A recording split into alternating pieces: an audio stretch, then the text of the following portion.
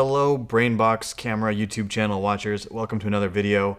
You can see I've got before me today our newest, latest, greatest camera. We're super excited to have it here finally in the Brainbox offices. This is the Red Weapon carbon fiber. Red Weapon Dragon carbon fiber. I say dragon because it still is important to make a distinction what sensor you have in your weapon these days, because there actually is two sensor versions out for this camera, although the new 8K sensor is not really in the wild too much yet, but it will be coming soon, and the only camera you can get the new 8K sensor in will be in the weapon. So really quick plug before we get into the meat of this camera. If you like the Red Weapon, or if you like any particular camera or lens accessory, you can always contact us here at Brainbox Cameras. We can rent you anything that you see in our videos at really competitive rates. If you're not local to the Los Angeles area, we can ship gear to your location. And we're a nice group of guys, and we like to work with filmmakers of all budgets and backgrounds. So give us a call or send us an email. Okay, plugging is over. Let's talk about the camera. So our goal here at Brainbox is for you, after you watch this video all the way to the end, is to be able to pick up a Red Weapon even if you've never seen one before in your life, and be able to dig into the menus and get it set up and operating and feel confident with what you're doing. So I urge you to watch all the way to the end, even though this is one of our longer videos. It'll be worth it, I hope, and hopefully you'll learn something in the process. So let's start by talking about the camera body. This should look familiar if you're familiar with the Red Epic. The Red Weapon shares a lot of similarity. The same modular system. It's a little bit sleeker looking. It's more black. The carbon fiber is really nice, has a really nice look. The carbon fiber Red Weapon is also really very light. It's amazing that they've shaved off even more weight from these cameras. Really quickly, there's a couple of other important differences between carbon fiber and the standard magnesium bodies that a lot of Red Weapons are going to have. The carbon fiber, in addition to being lighter, has a slightly faster internal processing.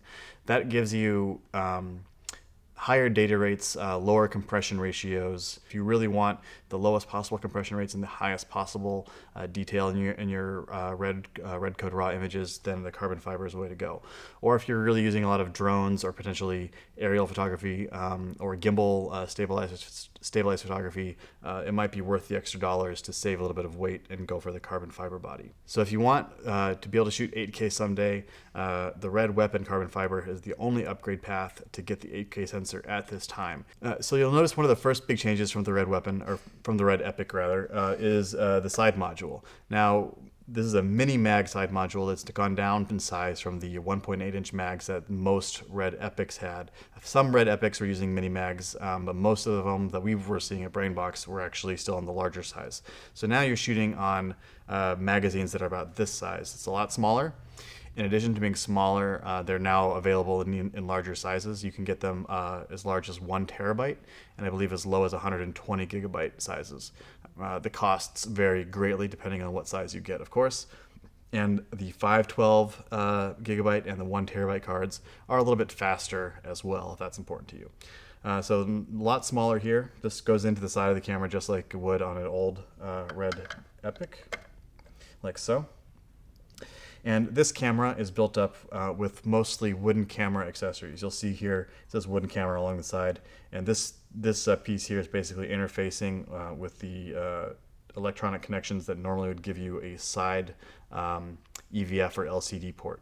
There's also a top EVF or LCD port that you can't see. It's obscured here underneath the wooden camera top plate.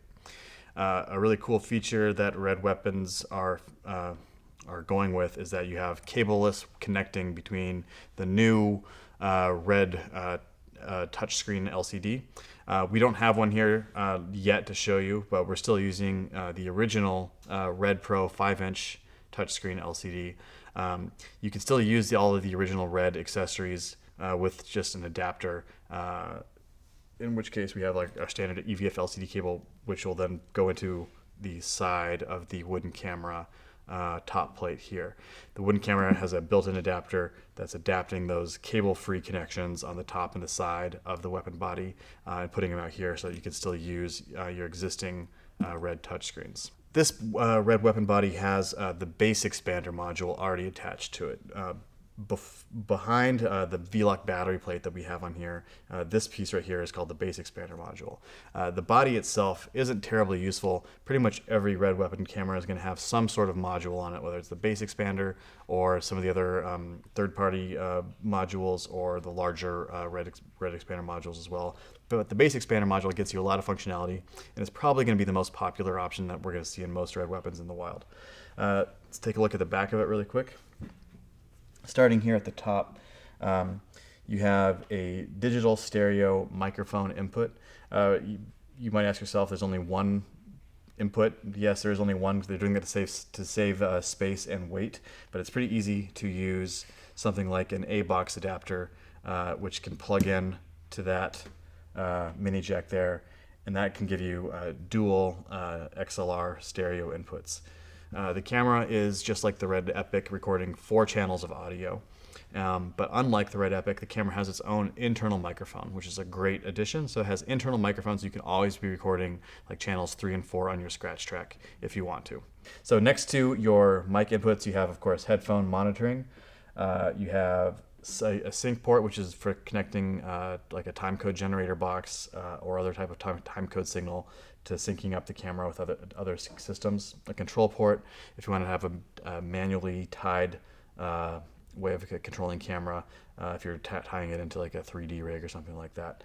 I'm guessing a lot of people won't be using the control port because this camera has ad hoc Wi-Fi network capabilities. We'll talk a little bit more about that in a little bit. That lets you control most of the camera's functions through Wi-Fi, through a phone, through a tablet. So there's not a whole lot of need to plug in directly anymore. You also have HDMI out, your standard HD SDI out, and this is a DC input power port for powering the camera. So we're using a third-party wooden camera V-Lock battery plate. Right now this plate is not cable-free, but in the future there will be an extra little bit that'll attach to it that will make it cable-free. But right now we need to connect this battery plate to the camera through one of its PTAP ports. Like so. And just like the normal Red Limo style connectors, you kind of line up the red dots. There's like a little red indicator slot on every Limo port on the camera. You want to just line up the red Limo dot with the red dot on the cable, and then it will slide in nice and easy. To release the cable, just kind of pull back on the sleeve, and then it will slide straight out. Another little feature is another little feature a lot of people don't know about is right underneath the side SSD module. There's a little screw. You can see it down there. You can actually unscrew that little screw and screw it in up here, so it will align with this this symbol. This is indicating your focal plane, and once that screw is there, it acts as a great little focus hook for an AC who wants to potentially tape their focus on there. Just a nice little add-on. You have your standard record, start, stop, and user assignable buttons on the left side. On the right side, you have another record, start, stop. This is also your power button. If you hold it down for a few seconds, the camera will start booting up. And if you hold it down again, I believe for 5 seconds or more, while the camera is running, it will then shut it off. This little piece here that you can almost looks like part of the camera body is actually called the Red Sidekick. It gives you control of most camera settings and menu operation from the AC side of the camera. Not if you don't have a touchscreen attached, you can still control most things here. A lot of the Red Epic cameras would use a side handle in this position. The older Red Epic side handle has been discontinued. There's a new version that's out. This one, but with this Sidekick in place, a lot of the necessity for the side handle has kind of gone away. We have a PL mount installed on this particular Red weapon. You can also, of course, use the existing generation of PL mounts, but this is the newer, slightly fancier looking weapon PL mount. The old PL mounts work just fine. The older Red Canon mounts work fine, as well as the Nikon mounts and even the Leica mounts. So there's no excuse with Red for not being able to use any lenses in your old inventory. You can adapt it to pretty much any lens mount out there. The mount attaches the exact same way as it did with the Red Epic. There's 4 Torx screws holding it down, and underneath that you can see the 6K Red Dragon sensor. Let's see if we get a shot of it right there. Now, actually, in front of the Red Dragon sensor is the OLPF, or the Optical Low Pass Filter. There's a little bit of confusion with OLPFs and Reds, just because there's a variety of choices. Most cameras, you get the OLPF that the manufacturer puts in there, and that's what you're stuck with. With Red, you have choices with the OLPF that you want to use, and that can really affect your image in pretty drastic ways. One other quick mention about the OLPFs, we're going to show you how quickly and easily you can change an OLPF on the Red weapon. I'm going to go ahead and take off the lens mount. So here you can see the camera with the mount off. You want to be very careful when you have the mount off your camera, because obviously there's a lot more potential for contamination to get onto the sensor itself, and that's kind of the most critical part of the camera. So just be really careful when you're going to do this. But once this mount is off, you can see the sensor here, or the OLPF in front of the sensor rather, and I can see here in very kind of faint gray outlines it says low light optimized, so I know that my low light optimized OLPF is in it. This little Torx socket here at the top, where you can see lock and unlock, indicates how you open the OLPF slot to change out the OLPF. So I'll just do that for you right now so you can see how that works.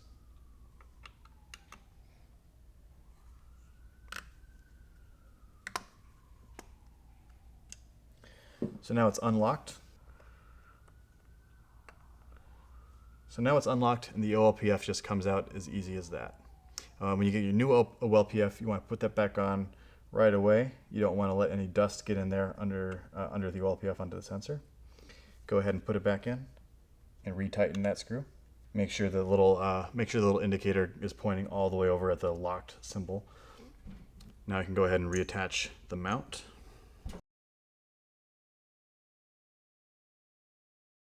And once you have your new OLPF installed, you can the camera will automatically detect which OLPF is in it, and will automatically load the right colorimetry data into the camera so that your images will look correctly.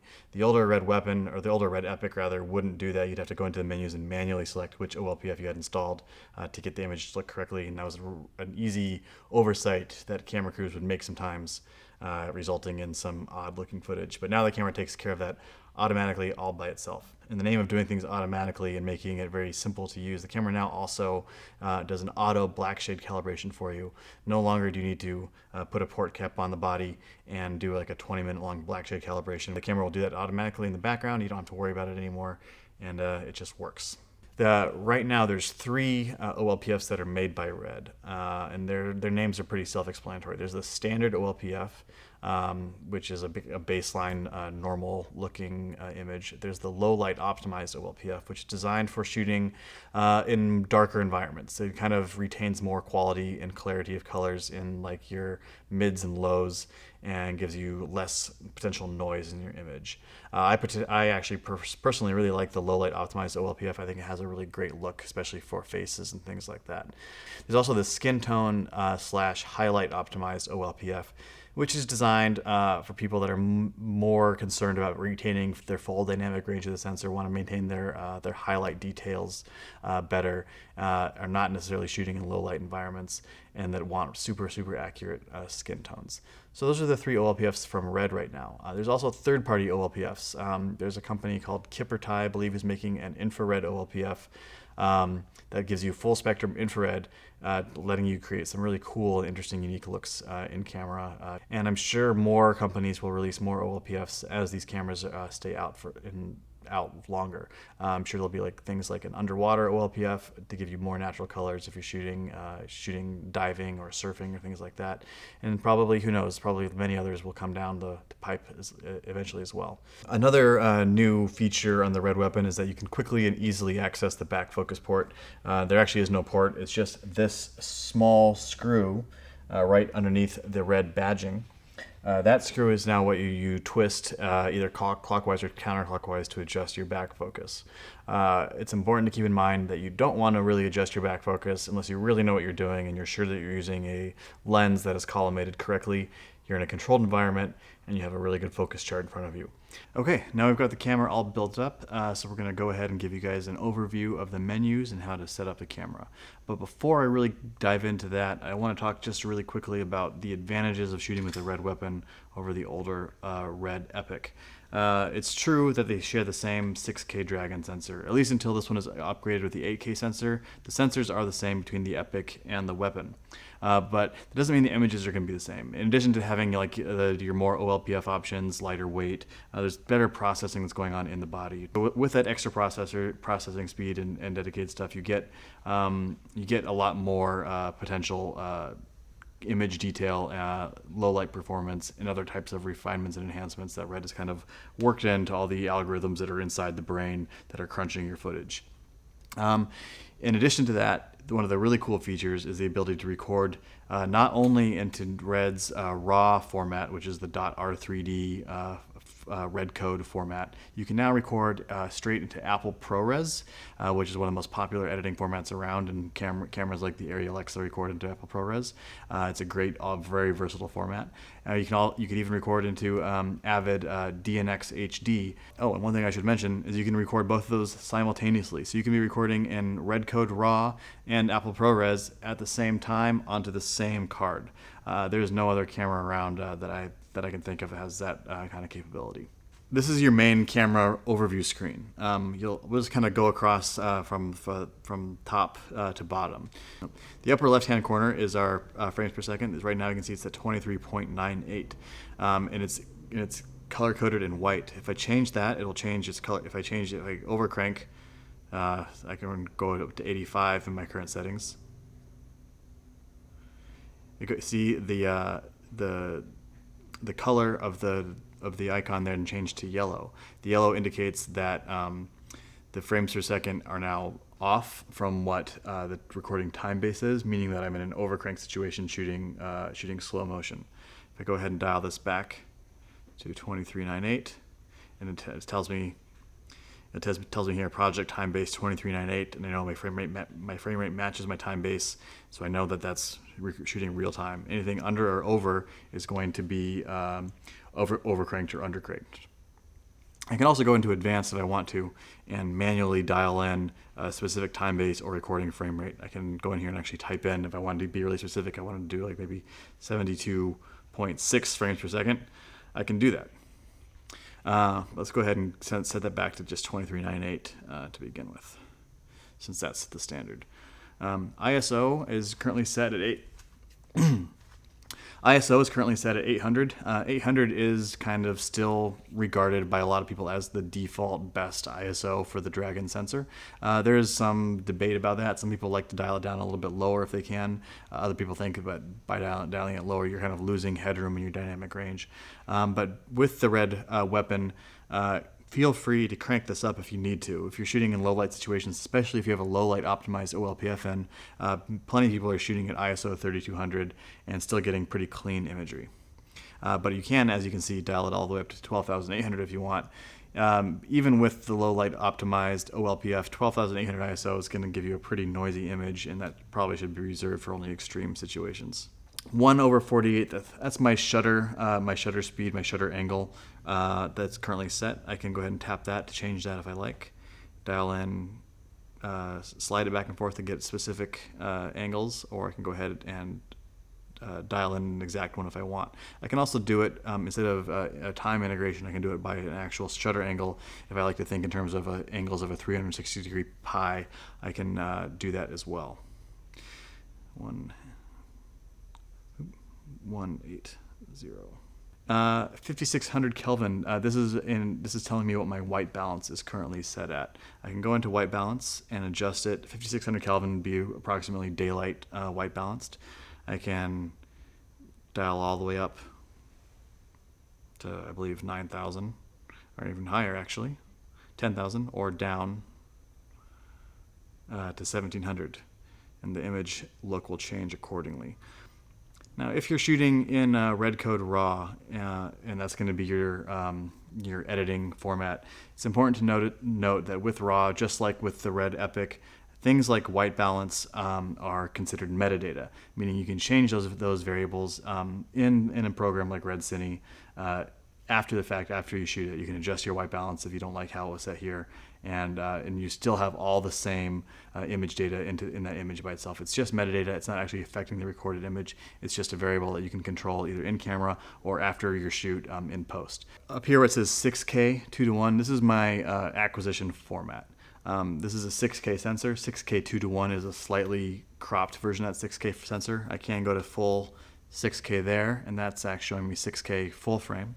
Then I could also do a 6K widescreen, which will give me a more of a widescreen look. You can see how it just reset there. You can dial down to like 5K, 4K, or even 2K if you prefer.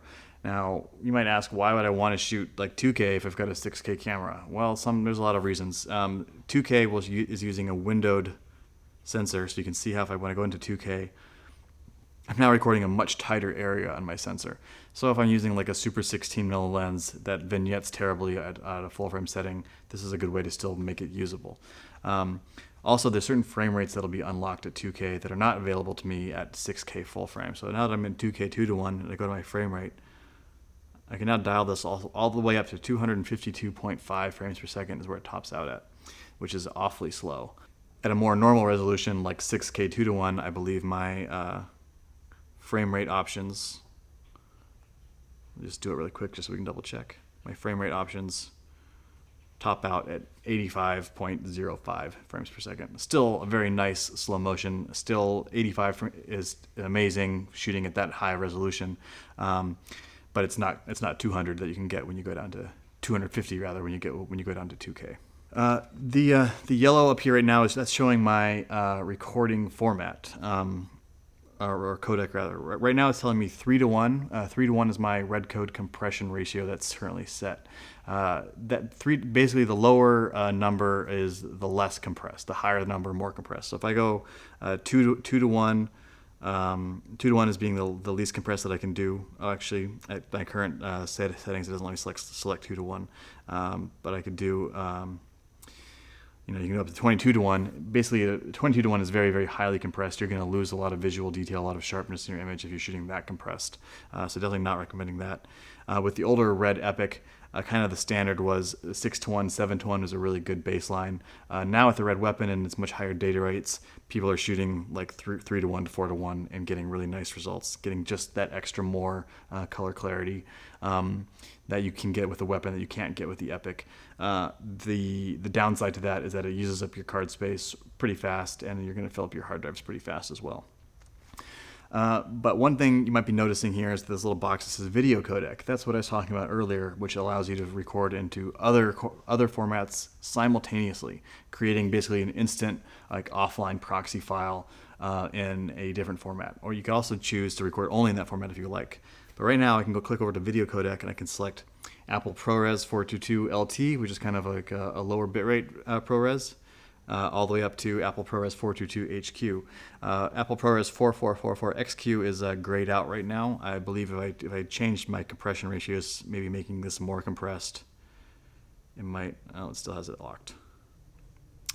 I bet for certain settings, higher quality ProRes codecs would come unlocked. I'm not sure exactly what those are off the top of my head, but right now, ProRes 422 HQ is pretty excellent, and that's shooting a 4K ProRes. You can change that if you want a 2K or even a 1080 ProRes, but that's a 4K ProRes 422 HQ to be recorded simultaneously alongside my red code. Then, of course, in the right-hand corner, you have your menu. So I tap menu here. This is where I can kind of get into the deeper camera settings. Just starting with settings. Here I can access things like display, which gives me things like zebras, where I can turn on exposure zebras, which are an exposure tool. Monitor control, which lets me control if I'm putting out frame lines, other types of overlays and where I'm setting them. And then in these submenus, as you can load your various presets, copy them to media to transfer them to other cards if you've transfer them to other cameras if you have other cameras on set with you. Change the priority of which signals are going where, things like brightness, and even more advanced settings like you can do pinch to magnify, kind of like an iPhone. Lots of interesting things to play with. If you really want to personalize your camera, you can kind of get in here and kind of any variable you can imagine, you can kind of tweak to your heart's content. Under modes, a lot of people will change their mode settings to which will change the display of the information on their LCD, from changing things like your shutter angle from giving you an absolute time, which is your kind of like fractional looking representation of your shutter angle, to seeing an actual angle, seeing a battery percentage, or seeing a total time of actual battery runtime left. Things like changing your histogram, which you can see down here, from a red, green, and blue overlay to just a straight Luma overlay, if basically all personal preference. And also seeing like percentage left on your media, like 100%, or seeing time remaining, 33 minutes. Under tools, you have things like your exposure tools in your focus tools. So I hit magnify, it'll go ahead and punch in, and I can really kind of tweak my focus, make sure it's nice and sharp. I also have raw. Raw is basically lets you see the ungraded or LUT applied raw data that the sensor sees. So you can really check and make sure your highlights are not clipping in the raw, even if they might be clipping with your red color on there, but they won't be clipping in raw. You know that will still be safe. A lot of DPs will use that to gauge their exposure. Horizon is interesting. It's going to tell me my horizon is not valid because I haven't calibrated the internal gyros of the camera right now. But if I had done an internal gyro calibration and turned on the horizons, I get like a little red mark across the middle of my screen that tells me if my camera is level or not. Not many people use that feature, but it is there. It's a kind of unique feature to Red. And it's something that can be interesting to use. False color is an exposure tool. It gives you a color overlay on your menu, showing you where you might be hot, where you might be really cold in your image. You can also do like edge enhancement to really see focus, or just standard focus peaking, or even things like a geoscope, which gives you kind of a dynamic range representation. So lots and lots of interesting tools to use under display tools. Guides gives you full control over your frame line guides on your menu, whether you want to have an action guide, which is like 10% of your frame, title guide, which is like 20%, and you can set it for like 2:4:1, or just a general guide in general. You can change the offset of it, you can change the color of it, you can change the thickness of it. Everything can be done within these menus here. Test signal is used for sending things like an audible tone out of the audio outputs, to using a color chip chart, calibration bars, or even a Luma calibrating signal. That's all useful things for when you're trying to calibrate a monitor on set, trying to adjust your audio levels, etc. That's it for the display menu. So I went ahead and backed up. I'm going to go into the look menu. So on look, this is mostly all metadata, as we've discussed before. This isn't really affecting the recorded image. It's just going to affect the way that it's being output to your displays, and can all be changed after your shoot. But it can be kind of fun to play with. So if I go into color, I can create custom color profiles by adjusting my normal things like saturation, contrast, brightness. Gain is similar to adjusting ISO, but when I'm adjusting gain across red, I can now adjust it across both only red, green, or blue, or all of them at the same time, or create a custom gain profile. ISO/FLUT, or FLUT is how I say it, is or FLUT is just a really, really minor ISO adjustments, and I can adjust adjust ISO in the shadow or throughout the whole image. This is basically doing the same thing that adjusting ISO will do. It just gives me really fine control in a way that maybe making a big, broader stroke ISO move wouldn't give me. Let's go back into there. Sharpness basically is providing artificial edge enhancement. If I'm using really soft lenses, or if I'm shooting really wide open, that might be something I might want to add a little bit of. Again, it can be added in post as well. Curves allows you to actually manually draw, like if you were in Photoshop or something, a Luma curve or a red, green, and blue curve that would affect your image output. Video. This is where I select my color space and my gamma space. Dragon Color 2 is kind of the most recent highly tuned color space for the Dragon sensor, and I really recommend using Dragon Color 2. Red Gamma 4 is also kind of the most refined red gamma. Some people like red log film. Gives you a very, very super low contrast look profile. It's colorists really like it. ACES proxies, if you have an ACES design color workflow for your film, it could be something useful to use as well.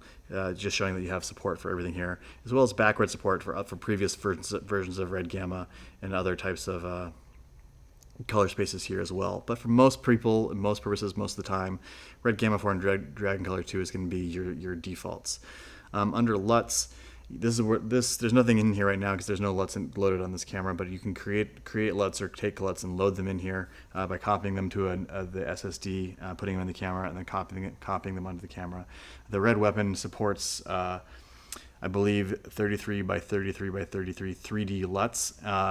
We could do a whole separate video on 3D LUTs and color spaces and things like that, and maybe we'll do that at some point. But basically, that's a very, very high resolution 3D LUT that lets you get a lot of control over every single pixel of the recorded image to give you a lot of control or a lot of ability to match the camera to other cameras and things like that. LUTs can be very, very powerful, but they definitely require a lot of pre-planning and foresight to get the most out of them. And these other menus here are just more adjustments for LUTs, I believe. Color temp is basically doing the same thing as tapping on that white balance menu that we were at before. I should also, though, mention really quickly, in addition to just adjusting your standard white balance, with red cameras you can adjust the tint, like the magenta or the green side of things, if you really want to get a super, super accurate white balance. I personally don't like it. I kind of like to keep my tint right at 0, but you have the ability to if you want. And LGG here stands for lift, gamma, gain. Lift, gamma, and gain basically are kind of like the three like lows, mediums, and highs in your image, like your darks, your midtones, and your highlights. And this bit lets you kind of control those across the 3 main color channels, all independently. If you're trying to create a really, if you're trying to create a really customized look, you can do that there. This can also all be done in like something like a Red Cine software or the Full Control app, and then where you have more control and can interface better than with fingers on a touch screen. You can create a look there, load it, and then apply it to the camera settings. Project is where you set things like your format, aspect ratio, if I wanted to shoot anamorphic or not, if I want to have a look around area or not. It gives me my exact readout of my resolution, so 6K 2:1 is 6144 by 3072. I can go over to anamorphic if I want to shoot anamorphic modes. 6K anamorphic is 7584 by 3160, which is pretty crazy. The new 8K red weapon, once this is upgraded to an 8K sensor, it'll be even more powerful for anamorphic modes, giving you more resolution and using more of the image circle created by the anamorphic lens. It'll be comparable to the upgraded Panavision DXL, which will share the same exact sensor and a lot of the same internal hardware with that Panavision camera in an 8K red weapon camera. And a lot of people are saying that that Panavision sensor with anamorphic lenses is kind of like the best way of acquiring anamorphic formats in the digital era. So we're really excited for when that 8K comes out. But 6K anamorphic, as you could just see, is also extremely high resolution and still will give you a great image. Slate just lets you go ahead and name your camera. If you want to like camera A, B, or C, you can put in the camera operator's name, project name, director, DOP, etc. And you can even set auto slate to have added frames at the beginning or the end of every roll for your slate overlays. Timecode basically allows you to control through that sync port your external timecode settings. Audio basically lets you go ahead and hear and control your 4 channels of audio, whether you want them picking up from the internal camera mic, the rear analog port that I pointed out earlier, or if you have another module attached to the camera, that would show up here as well. Recording, you have options for pre-record. What is frame? I'm not quite sure what frame processing is. This is where you can change your. Did we already talk about this? You can change your recording codec from doing just Red Code RAW, just QuickTime, or Red Code RAW plus QuickTime, and then selecting things like Apple ProRes 422 and what resolution you want your ProRes to be recorded at. Setup gives you access to all these things where you can control your fan speed, whether you want it on adaptive or manual. Go ahead and put this back on adaptive. You can now program all of the user keys. So if I wanted to program, like for instance, this user key up in the front of the camera, I'd go ahead and tap that user key, and I can now say if I want to set it towards, just basically choose any option in here, and have it to toggle the camera mode.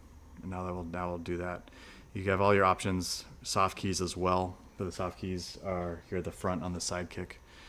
And if you don't have a Sidekick that has your soft keys or user programmable keys on here, you can also touch the sides of your LCD monitor. Like the left side will call up soft keys A, B, C, D, and the right side call up keys 1, 2, 3, 4.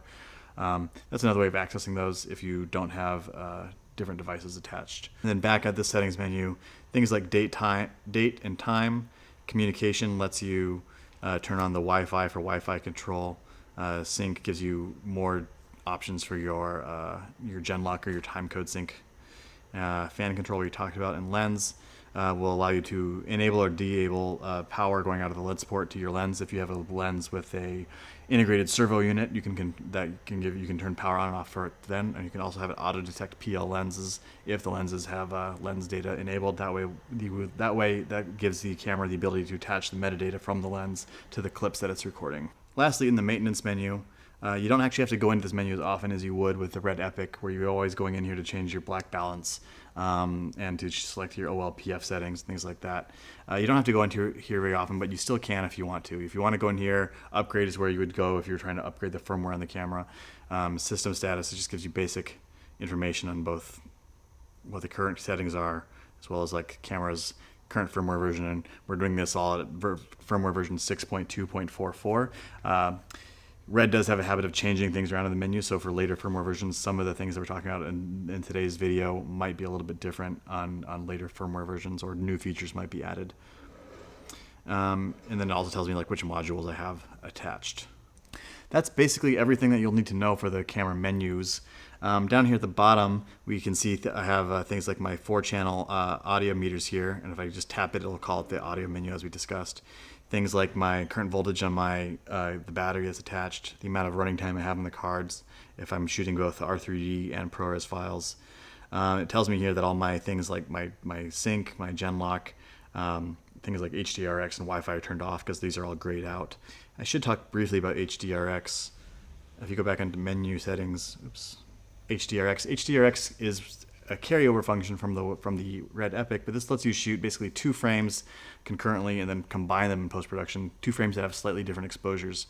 If I wanted to go ahead and turn it on, I can then change the factor. The factor is the difference in exposure between the 2 frames that is going to be recorded to merge later, giving you a super high dynamic range. I can change my factor all the way up to 6, which would be about 6 stops difference, or down to as low as like 1 or even 2. And then I can monitor either the A track or the X track being the one that is offset exposure-wise. HDRX is a really cool feature. Not too many people use it, but it's very unique to this camera, letting you shoot very high dynamic range settings and then capturing them and then playing in post with how you want the two frames to be merged together. In the histogram here, right now I have it in the RGB parade version. I can also see that it says DC2/RG4 A-track monitoring. It says A-track because I have the HDRX turned on. DC2 is Dragon Color 2. RG4 is Red Gamma 4. It's just telling me what my color space monitoring standards are that are applied right now. And if I click on the little playback icon here, it'll put me into playback mode, where it tells me I don't have any clips currently on this media. But if I did, I could then see a thumbnail list of them here, select them, play them, scrub through them, and review all that media that I had previously shot. So that's basically it for the BrainBox overview of the exciting Red Weapon 6K carbon fiber camera. I hope you learned something. I know we kind of threw a lot of information at you, so feel free to hit us back with some questions if there's something that we didn't talk about that you want to know about. You can contact us through our website, brainboxcameras.com. Feel free to reach out to us anytime with any questions about this camera or other cameras. Check out some of our other YouTube videos if you'd like to learn more about other things we have on offer. And thanks for watching, and we'll see you in the next one.